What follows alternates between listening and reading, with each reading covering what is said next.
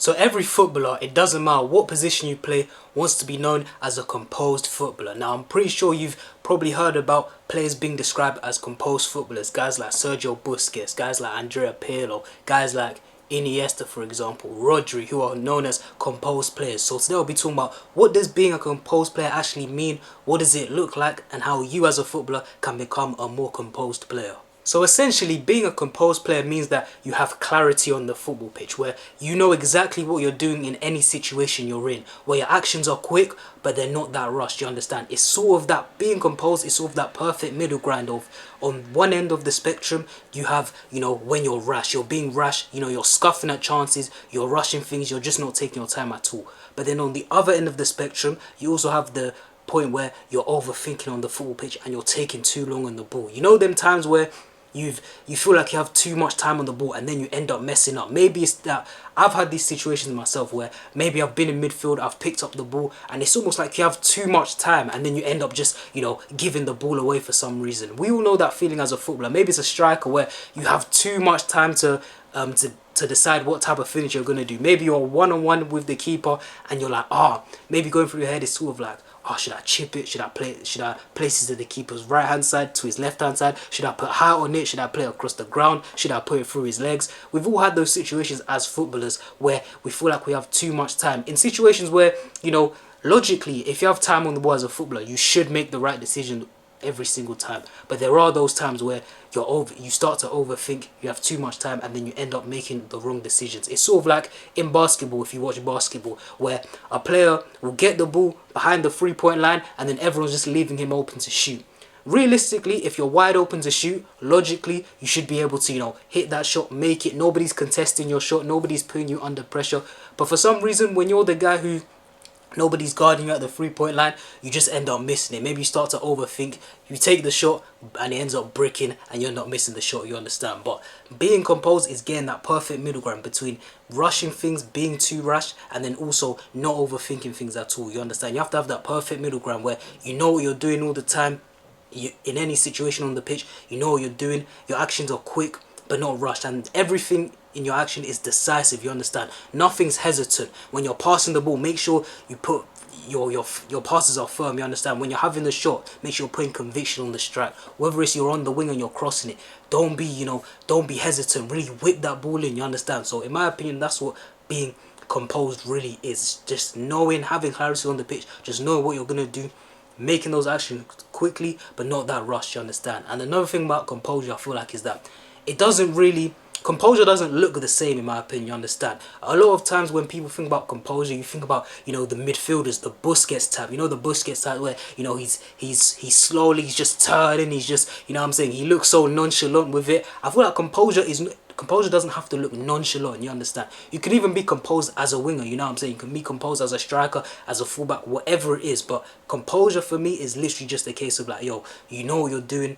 in any area of the football pitch, and you do everything with intensity, everything with intention, you understand? Whether it's you're a winger, you get the ball and you know exactly how you're going to get past your man. You've scanned, you've had a look, you assess the situation quickly, and it's like, alright, cool, I'm going on the outside or I'm going on the inside. There's a little bit of space on the inside, nobody's really doubling up, helping this fullback, let me go on the inside and have a strike, you understand? Maybe it's your striker, the 1v1 example once again, you go through on goal and then you slow it in. You know straight away. It can even be penalties, you know what I'm saying? Penalties is another form of composure. Composure doesn't just have to look like, the Andrea Pirlo's, the centre mids where everything's nonchalant, everything's just looking, slow, nonchalant, effortless. No, composure can even be from the penalty spot, you understand? From the penalty spot, you know exactly what you're going to do. Maybe you have a technique, you have a certain run-up, a certain number of steps where you take back, but you know straight away, okay, I'm putting it here.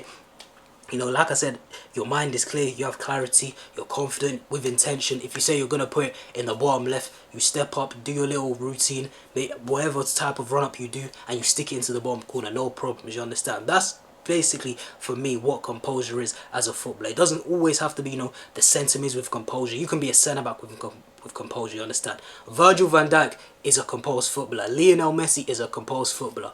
Neymar is a composed footballer. Riyad Mahrez is a composed footballer. Toni Kroos is a composed footballer. All these top players have a certain level of composure. Not a certain level, a high level of composure, you understand? Because they do what needs to be done, you know what I'm saying? Even a fullback, Nuno Mendes and Hakimi are two fullbacks with high levels of composure. Even defensively, you understand? Defensively in 1v1s, they know what to do. They know how to, you know, force their man to go wide. They know when to force their guy inside. They know when to, you know, anticipate, get a toe in, you understand? They know when, alright, cool, the wingers had a bad first touch there, let me step in, you know what I'm saying? They know in their mind, alright, cool, our team's on the attack, alright, they have that mental clarity, they have that awareness, that just know-how of like, alright, cool, my team's on the attack, let me bomb forward, let me help out my winger with the overlap, you understand? Composure is just literally a case of just knowing what to do at the right times, where your actions aren't rushed, but they're quick, you understand? They're quick.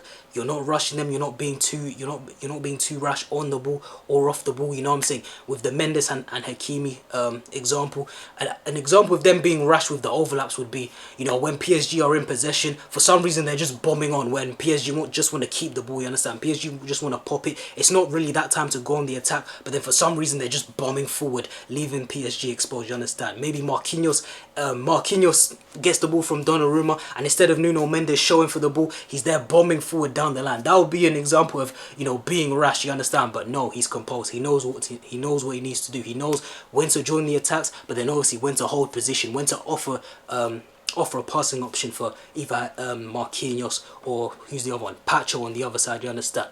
They know. So that's just examples of composure. Composure doesn't always have to be, you know, the centre mid. Obviously it looks good, you know, the nonchalant centre mid who, you know, he never loses the ball and all that. But the reason he never loses the ball is because, yo, he's checking his shoulders. He knows exactly what to do at exactly the right time, you understand? They're never flustered. That's what composure literally is. You're never flustered. It doesn't look the same all the time. Hey, you could even say Erling Haaland is composed in certain situations. The way he finishes his chances, yo, yeah, he does miss a few chances here and there, but on the most part, he's a composed finisher. He knows exactly what to do. He knows how to adjust his body. He's seen certain situations every single time. He knows, alright, cool, I need to head. So how do you actually become this one on the volley, or he'll do some flying acrobatic more composure as a footballer? First of all, I think every single Cancelo just put it into no matter what your position, just awareness on. I'm just gonna have to reach this with checking your shoulders, just scanning, just being aware, just having a picture of what that's what being a composed footballer really is. Obviously, just part of composure, knowing what you need to do. You understand? And just having that know-how. Literally, if you know your surroundings, then obviously you can use your judgment to make the right decision in them. Whether it's a pass, but they're not rushed.